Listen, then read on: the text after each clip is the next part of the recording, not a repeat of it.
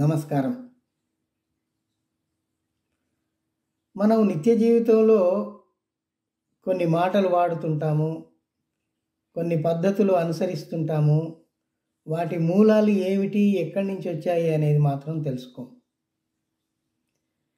ఉదాహరణకు మాతృదేవో భవ, పితృదేవో భవ, ఆచార్య దేవో భవ అనేది అనేక సార్లు వింటాం. కానీ అది మొట్టమొదటిసారి ఎవరు చెప్పారు, ఎక్కడి నుంచి మనకు అది వచ్చింది అనేది ఆలోచించం.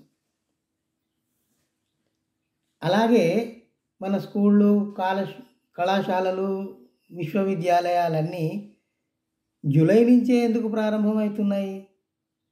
ఇప్పుడు ప్రపంచ దేశాలన్నింటిలో జనవరి నుండి ప్రారంభం అవుతున్నాయి. వాళ్ళ అకాడమిక్ ఇయర్ జనవరి నుండి మొదలవుతుంది, డిసెంబర్లో ముగుస్తుంది. మన క్యాలెండర్ ప్రకారము జనవరి నుంచే సంవత్సరం ప్రారంభం అవుతుంది. కానీ మన చదువుకు సంబంధించిన అకాడమిక్ ఇయర్ జూలైలో ఎందుకు ప్రారంభం అవుతుంది? ఎప్పుడైనా ఆలోచించారా? దానికి మూలం ఏమిటై ఉంటుంది? తర్వాత మనం రోజువారీ వాడుతున్న క్యాలెండర్, పంచాంగం ఏదైతే ఉందో అది ఎక్కడిది? ఇట్లాంటి విషయాలు మనం తెలుసుకోవాల్సిన అవసరం ఉంది. ఎందుకంటే మనకు కొన్ని తరతరాలుగా, కొన్ని శతాబ్దాలుగా తప్పుడు సమాచారం అందించి మనను తప్పుదారిలో నడిపించారు, వాస్తవాలు చెప్పలేదు. సరే, ఉదాహరణకు క్యాలెండర్తో మొదలు పెడదాం. మనం వాడుతున్న క్యాలెండర్ ఏదైతే ఉందో అది ఎట్లా మనకు అందుబాటులోకి వచ్చింది? రోమన్ల ప్రాముఖ్యం బాగా ఉన్నప్పుడు వాళ్ళు ఏం చేశారు? రోమన్ క్యాలెండర్ ఒకటి రూపొందించుకున్నారు. రోమన్ క్యాలెండర్ వచ్చిన తర్వాత కొంతకాలానికి గ్రిగేరియన్ క్యాలెండర్ వచ్చింది. దాంట్లో ఏమైంది? ఆ గ్రిగేరియన్ క్యాలెండర్లో క్రీస్తు పుట్టుకను ఒక ల్యాండ్ మార్క్గా తీసుకొని క్యాలెండర్ రూపొందించారు. క్రీస్తు పుట్టక ముందు, క్రీస్తు పుట్టిన తరువాత అనే విభజన చేసి దాని ప్రకారం క్యాలెండర్ రూపొందించారు, మనకు తెలుసు. అట్లాగే ఇస్లాంలో వాళ్ళు ఏం చేశారు? మహమ్మదు పుట్టుకను ఆధారం చేసుకుని వాళ్ళ ఆస్పీషియస్ డేస్, మంచి రోజులేవి, చెడు రోజులేవి అనేది రాసి పెట్టుకున్నారు. అంటే ఏ రోజుల్లో మనం మక్కాను దర్శించుకోవచ్చు అనేది వాళ్ళు రాసి పెట్టుకున్నారు.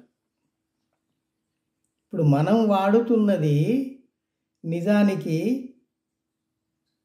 యుగాబ్ది క్యాలెండర్.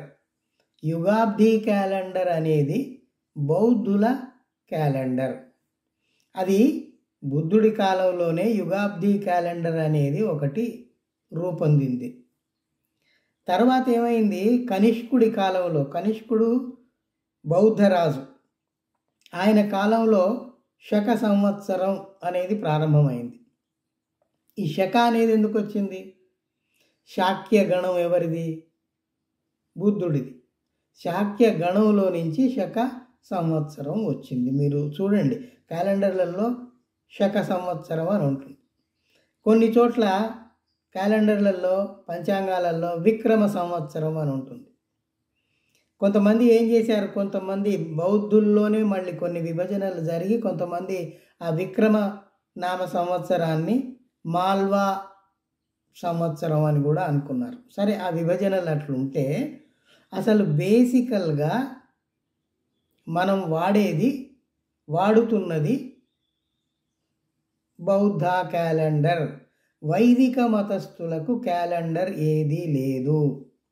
ఇది ప్రత్యేకంగా ఎందుకు చెప్పాల్సి వస్తుందంటే, బౌద్ధాన్ని నాశనం చేసే ప్రక్రియలో ఆరామాలు, విగ్రహాలు, సాహిత్యం అన్నిటినీ మార్చి వాళ్ళ ఇష్టానుసారంగా దాన్ని ఎట్లాగైతే తయారు చేశారో, ఈ బౌద్ధ క్యాలెండర్ను కూడా మార్చి వాళ్ళ ఇష్ట ప్రకారము తిథి, వార, నక్షత్రాలు, వర్జ్యాలు అవన్నీ అందులో పెట్టుకొని పురోహితులు, బ్రాహ్మణార్యులు వాడుతున్నారు.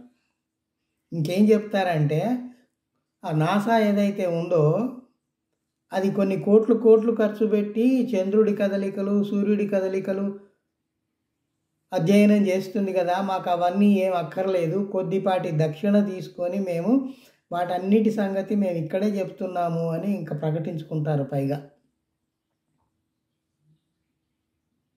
ఇప్పుడు నేను ఇందాక చెప్పినట్టు ఇది బౌద్ధ క్యాలెండర్ అని ఎట్లాగయ్యా అంటారు అంటే ఒకటే ఒక ఉదాహరణ చెప్తాను.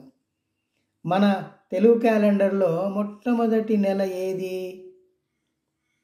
చైత్రం. సాంస్క్రిటైజ్ అయిన తర్వాత చైత్రం అయింది. అది మొట్టమొదలు పాలి భాషలో చైత్యం. చైత్యమే చైత్యాలు ఉంటాయి, బౌద్ధ చైత్యాలు మనకు తెలుసు. బౌద్ధ చైత్యాలకు దాన్ని ఏమంటాం ప్రాముఖ్యత ఇచ్చి వాళ్ళు సంవత్సరంలోని మొదటి నెలకు చైత్యం అని పెట్టుకున్నారు. అనేక సాంస్క్రిటైజ్ అయ్యే దాంట్లో ధమ్మ ధర్మం అయింది. అట్లాగే చైత్యం మొట్టమొదటి నెల చైత్యాన్ని చైత్రం అన్నారు. ఆషాఢం అవి తర్వాత వచ్చే నెలలు. సో ఈ రకంగా మనం లోతుల్లోకి పోయి చూస్తే ఇది మనం వాడుతున్నది బౌద్ధ క్యాలెండర్.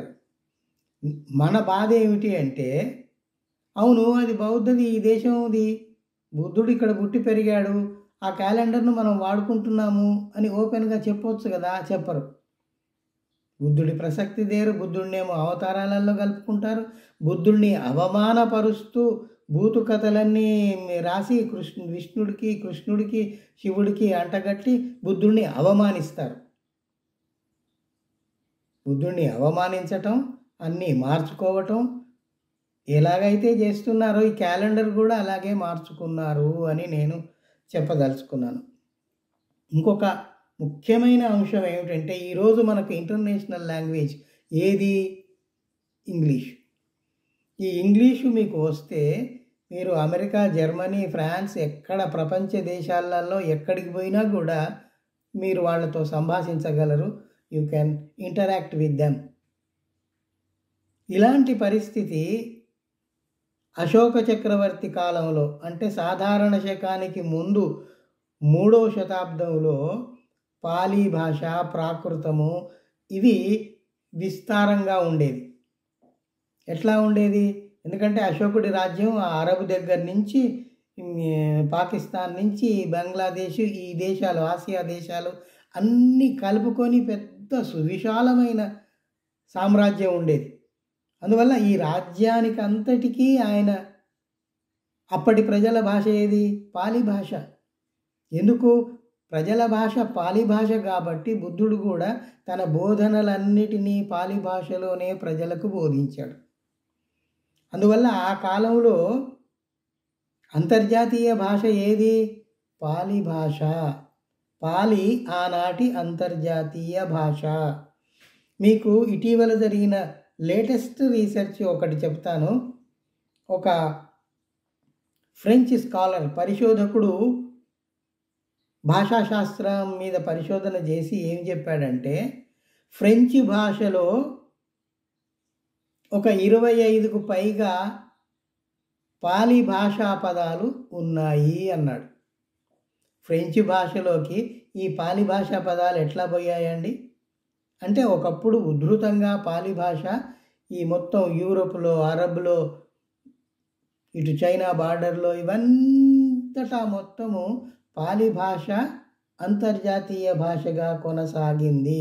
అందువల్లే దీని ప్రభావం మీకు థాయిలాండ్లో, కొరియాలో, చైనాలో అన్ని దేశాల మీద మనకు, భారతదేశంలో, శ్రీలంకలో ఇన్ని దేశాలలో ఇన్ని భాషల మీద పాలీ భాష యొక్క ప్రభావం ఉంది అంటే మరి అది మామూలు భాషేనా? ఇంకొకటి ఆలోచించండి, సంస్కృత యొక్క ప్రభావం మీకు ఎక్కడా లేదు. సర్వభాషలకు జనని సంస్కృతం అని చెప్పుకునేది పచ్చి అబద్ధం. ఎందుకంటే అది సంస్కరించబడిన భాష. సంస్కృతం అంటేనే సంస్కరించబడిన భాష. ఆ సంస్కరించబడిన భాషను ఏమన్నా జనాలకు అందించారా? లేదు. ఎవరు చదువుకోకూడదు, ఎవరు వినకూడదు అని నాలుకలు కత్తిరించి చెవులలో సీసం పోసి శతాబ్దాలుగా విద్యకు దూరం చేసిన మహానుభావులు, ఘనులు ఎవరో మీ అందరికీ తెలుసు. నేను మళ్ళీ మళ్ళీ చెప్పే పని లేదు. అందువల్ల భాషను కుంచించి ఒక మూలకు పడేశారు. అది పండిత పామరులకు మాత్రమే పనికొచ్చింది. అది అట్లా ఉండనియండి. నేను చెప్పేది ఇక్కడ ఏమిటంటే, ఆ రోజుల్లో సాధారణ శకానికి ముందు అంతర్జాతీయ భాష ఏదైతే ఉందో అది పాలి భాష. దాని భాషా పదాలు మనకు ప్రపంచ భాషలన్నింట్లో దొరుకుతున్నాయి. ఈ ఫ్రెంచ్ భాషలో ఇన్ని పదాలు దొరికాయి అన్నది రీసెంట్ అడ్వాన్స్డ్ రీసెర్చ్. ఈ మధ్య తెలిసిన విషయం నేను మీతో పంచుకుంటున్నాను. తర్వాత మీకు లోగడ కూడా నేను చెప్పానో ఏమో, ఈ వైదికులు చేసే కుట్రలు ఇవన్నీ బుద్ధుడు ఆనాడే గ్రహించి తన బోధనలు పాలి భాషలో చెప్పేది పాలి భాషలోనే ఉండనివ్వండి, వాటిని సంస్కృతంలోకి అనువదించకండి అని మరీ మరీ చెప్పాడు. ఆయన దగ్గర ఇద్దరు శిష్యులు ఉండేవాడు, యమేలుడు తేలకుడు యమేలుడు అని ఇద్దరు శిష్యులు ఉండేవారు. వారు సంస్కృతం నేర్చుకున్నారు. ఈ సంస్కృతంలో కూడా వీటిని అనువదిస్తే ఆ సంస్కృత భాష వచ్చిన వారి దగ్గరికి బుద్ధుడి బోధనలు పోతాయి కదా అని కొంచెం ఉబలాట పడి, మాకు అనుమతిస్తే మేము సంస్కృతంలోకి మారుస్తాము అని అంటే, ఆయన బ్రాహ్మణార్యులు చేసే కుట్రలన్నీ అప్పుడే గ్రహించి, అక్కర్లేదు, నేను చెప్పేవి పాలి భాషలోనే ఉండనివ్వండి, ఎందుకంటే అవి అనువాదం అయిపోతే వాటికి వికృతంగా పెడార్థాలు తీసి వాటిని మార్చి వాటిని ఇంకో రకంగా తయారు చేస్తారు, అందువల్ల అనువదించొద్దు. ఇక్కడ మనం చెప్పుకోవాల్సింది ఏమిటంటే, ఇందాక చెప్పాను నేను, జనవరి నుంచి మన అకాడమిక్ ఇయర్ ఎందుకు ప్రారంభం కావట్లేదు అంటే, బుద్ధుడికి జ్ఞానోదయం అయిన తర్వాత సారనాథులో మొట్టమొదటిసారి తన శిష్యులకు బోధన చేసింది జూలై నెలలో. ఆ జూలై నెలలే తీసుకుని నలంద, తక్షశిల లాంటి ఆనాటి బౌద్ధ విశ్వవిద్యాలయాలలో ఈ అకాడమిక్ ఇయర్ ప్రారంభం జూలై నెలలోనే అయ్యింది. ఆ జూలై నెలనే మన భారత ప్రభుత్వం కూడా స్వీకరించింది. చూడండి, మన భారత ప్రభుత్వం స్వాతంత్రం వచ్చిన తర్వాత అశోకుడి ధర్మచక్రాన్ని మనం జెండా మీద పెట్టుకున్నాం, ధమ్మచక్రాన్ని మనం జెండా మీద పెట్టుకున్నాం. ప్రపంచంలో ఏ దేశం జెండా మీద కూడా ఆ ధమ్మచక్రం లేదు, మన జెండా మీదనే ఉంది. అలాగే అశోకుడి సింహాల్ని మనం అధికారికంగా తీసుకున్నాం. ఇట్లా బుద్ధుడివి మన వాళ్ళు నాయకులు బయట ఎక్కడ పోయినా కూడా హమ్ బుద్ధ్ కి దేశ్ సే ఆయే హై, యుద్ధ్ కి దేశ్ సే నహీ ఆయ్. యుద్ధం చేసే దేశాల నుండి రాలేదు, బుద్ధుడు పుట్టిన దేశంలో నుంచి వచ్చాము అని సగర్వంగా చెప్పుకుంటారు. దేశంలో మాత్రం బుద్ధుడిని భూస్థాపితం చేస్తారు. కానీ అందుకే దేశంలో మీరు ఎక్కడ తవ్వినా బుద్ధుడు బయటకు వస్తున్నాడు. సో ఇలాంటి విషయాలు. ఇంకొకటి, మాతృదేవో భవ పితృదేవో భవ అని మొట్టమొదటిసారి ఆ భావాన్ని వ్యక్తీకరించింది బుద్ధుడే. తన పాలి భాషలో వ్యక్తీకరించాడు. అవి సంస్కృతంలోకి మార్చి మాతృదేవో భవ అని వాటిని సంస్కృటైజ్ చేశారు. అవి మనకు చెప్పారు. అందువల్ల మన కాలం వాళ్ళమందరం వాటిని వింటున్నాము. అయితే ఇప్పుడు పరిశోధనలు జరుగుతున్నాయి.